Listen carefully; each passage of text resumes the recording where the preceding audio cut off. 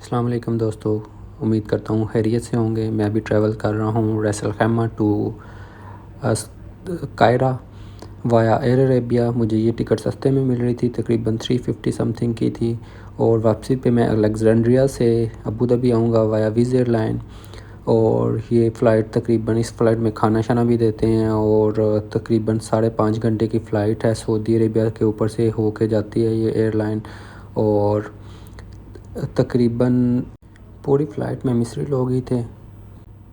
नीचे ही आपको Saudi Arabia के मनाज़र नज़र आ रहे होंगे, कुछ देर के बाद आपको मिस्र के मनाज़र नज़र आएंगे।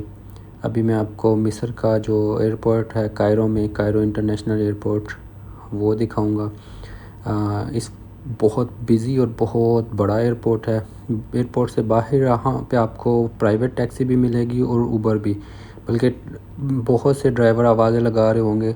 और बहुत ही सस्ता कंट्री है। मैंने एयरपोर्ट से ही करेंसी चेंज कर ली थी, मुझे तकरीबन 300 में 2400 बल्कि 2500 समथिंग इजिप्शियन पाउंड्स मिल गए थे।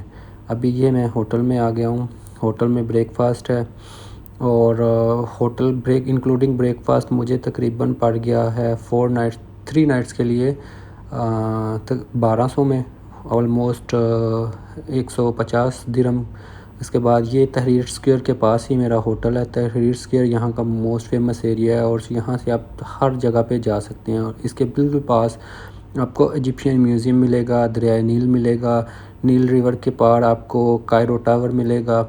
और फिर यहाँ पे बिल्कुल पास ही बस है, गो बस का स्टॉप है, जहाँ से आप मिस्र के किसी भी दूसरे सिटी में जा सकते हैं। यहाँ से आपको इवन जो इनके दूसरे म्यूज़ियम हैं वहाँ के लिए बस सर्विस भी अवेलेबल है। और अगर आप अरबिक समझते हैं, आपको थोड़ी सी बात करना आती है, तो आपके लिए बड़ी कन्वीनियंट है।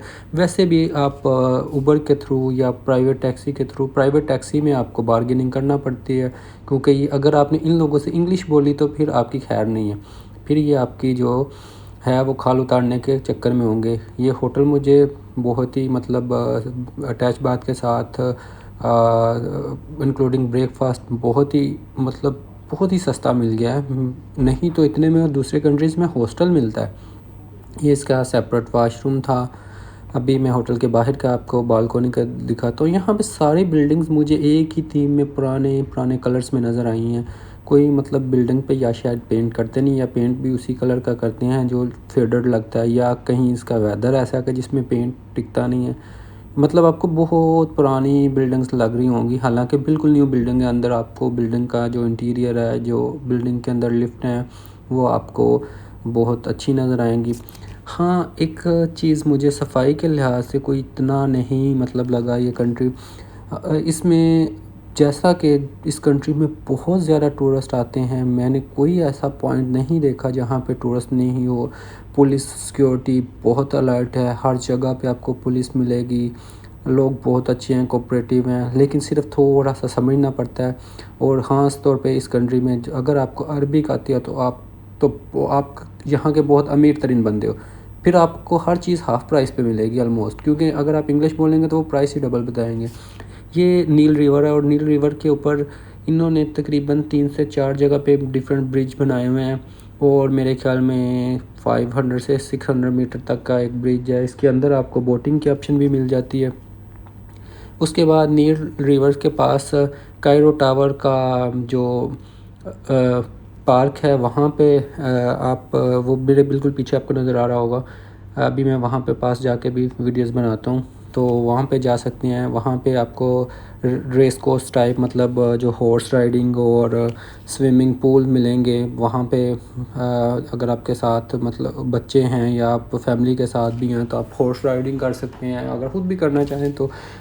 और सिर्फ 50 पाउंड मतलब जो तकरीबन बहुत ही सस्ता है। स्विमिंग पूल की मैंने इनसे पूछा तो अगर आप स्टूडेंट हैं तो इस कंट्री में हर चीज़ पे स्टूडेंट को 50% डिस्काउंट है।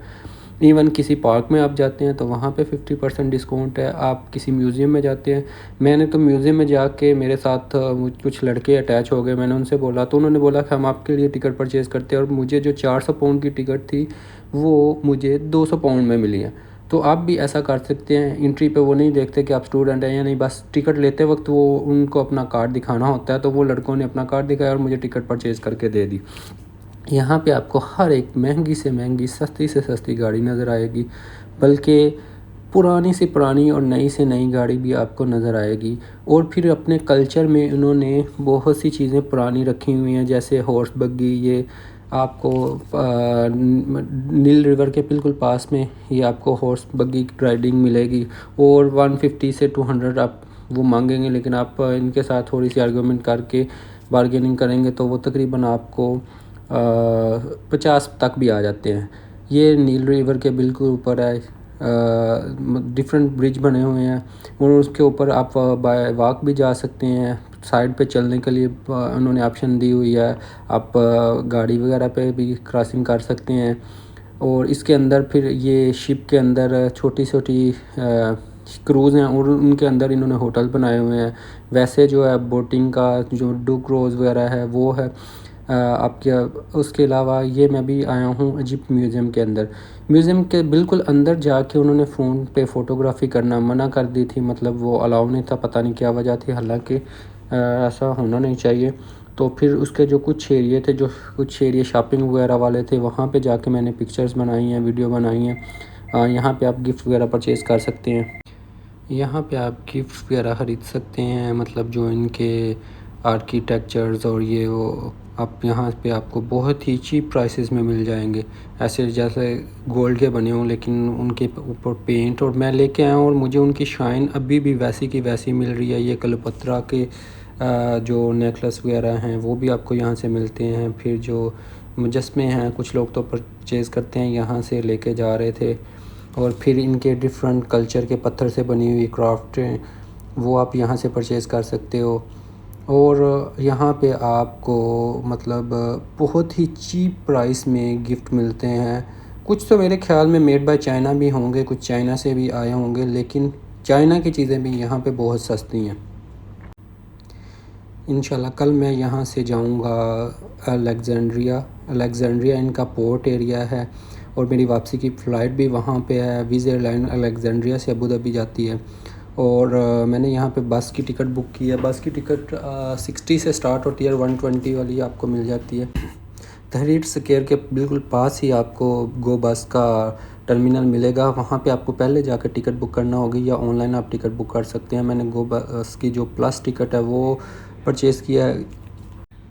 इसमें आपको खाना भी प्रोवाइड किया जाता है और बस में इंटरटेन सिस्टम है, चार्जिंग पोर्ट है, बड़ी लग्जरी बस है। मर्सिडीज़ और वॉल्वो कंपनी की बसेज़ हैं। पीछे मैं आपको बसेज़ ये भी दिखा भी देता हूँ। और फिर उनके डबल डेकर बसेज़ हैं, नीचे सामान वगैरह या कार्गो की ऑप्शन है और ऊपर बड़ी लग्जरी सीट हैं। और बस एक दो जगह पे रास्ते में रुकती भी हैं अगर आप वहाँ से कुछ लेना चाहें तो, लेकिन मैं ये सजेस्ट करूँगा कि वो बहुत ही महंगी शॉप्स पे रुकते हैं।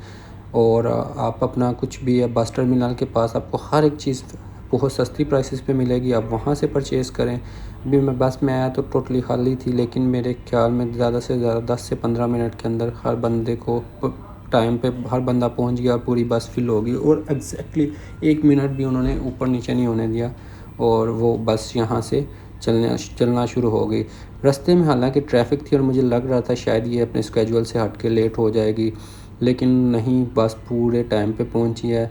कायरो से निकलते हुए आपको नील रिवर के बिल्कुल साथ साथ ये बस जाती है और वेदर बहुत बड़ा अच्छा हो रहा था।